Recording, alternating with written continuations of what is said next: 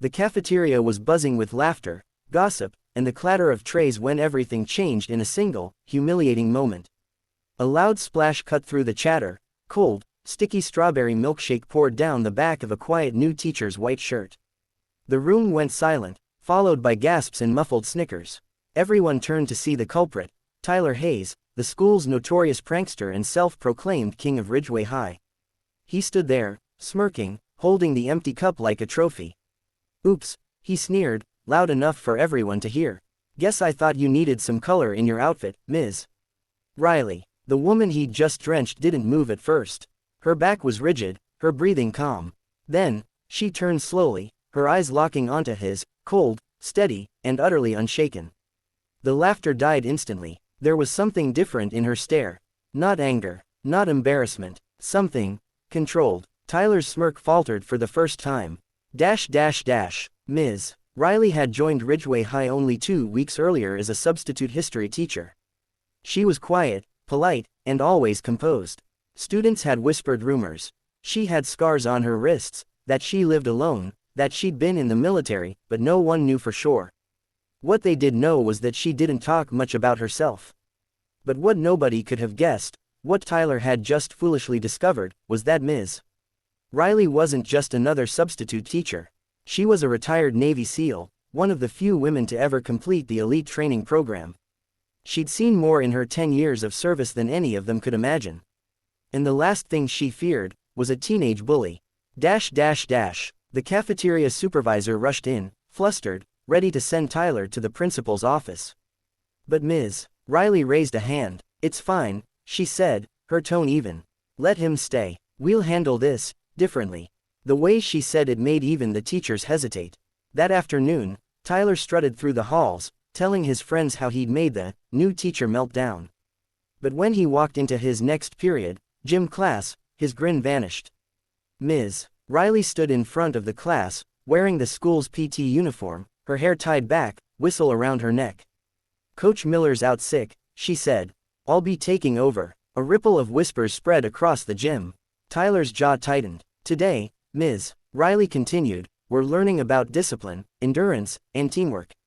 The first exercise seemed simple enough, a basic obstacle course. But Ms. Riley turned it into something else entirely: precision, timing, mental strength. She didn't yell, she didn't boast, she just demonstrated. She climbed, sprinted, flipped, and landed with silent grace. Every movement was sharp and perfect. The students watched in awe, jaws dropping. Even Tyler couldn't look away. "Your turn," she said, meeting his eyes. He tried, he really did, but halfway through, he stumbled, slipped, and fell face first into the dirt.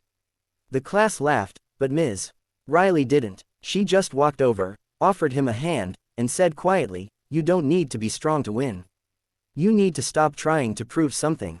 For the first time, Tyler didn't have a comeback. Over the next few days, something began to shift. Ms. Riley didn't punish or humiliate him. Instead, she challenged him, in ways that made him question who he was becoming. When Tyler tried to slack off, she pushed him. When he snapped at others, she called him out, not with anger, but disappointment. And when he stayed after class one day, muttering an awkward apology, she simply said, "You can't undo what you did. But you can start doing better." That sentence stuck with him longer than he expected. One afternoon, after everyone had left, Tyler lingered in the hallway. He saw Ms. Riley staring at a framed photo on her desk, her in uniform, surrounded by her SEAL team. Her hand rested on the corner of the picture, eyes distant. He hesitated, then asked, "You were really in the Navy?" She nodded slowly. "For a long time." "What happened? Why'd you quit?" Ms. Riley smiled faintly, though her eyes dimmed. "I didn't quit. I came home. But I left some of my family out there." Tyler didn't understand at first. Then he saw the medals on her shelf, and the folded American flag in a glass case. It hit him, she'd lost someone. Maybe more than one. For the first time, Tyler saw her not as the quiet teacher he could mess with, but as someone who had lived through pain he couldn't even begin to imagine. A week later, Ms. Riley organized a Resilience Day event. Every student had to participate in team challenges, obstacle courses, and leadership drills. Tyler, reluctantly, joined. But as the day went on, something unexpected happened. He started to enjoy it. He helped his teammates. He encouraged others. When one of the smaller students fell, he went back to lift them up. Ms. Riley noticed. At the end of the event, she called the group together. The strongest person, she said, isn't the one who knocks others down. It's the one who reaches out to pull them back up. Her gaze lingered on Tyler for a second longer than the rest. A month later, Tyler was different. The arrogance was gone. The smirk had softened into something else, respect. He even started tutoring younger students and helping in gym class. Then, on her last day at Ridgeway High, Ms. Riley found a folded note on her desk. Greater than, Ms. Riley, I don't know what you saw in me, but thank you for not giving up. I used to think being tough meant not caring. Now I know being strong means caring even when no one else does. Tyler. She smiled as she read it. For the first time in a long while, she felt something she hadn't since leaving the Navy, hope. When she walked out of the building, she looked up at the flag waving over the school. A faint breeze brushed her hair. Ms. Riley whispered to herself, mission complete.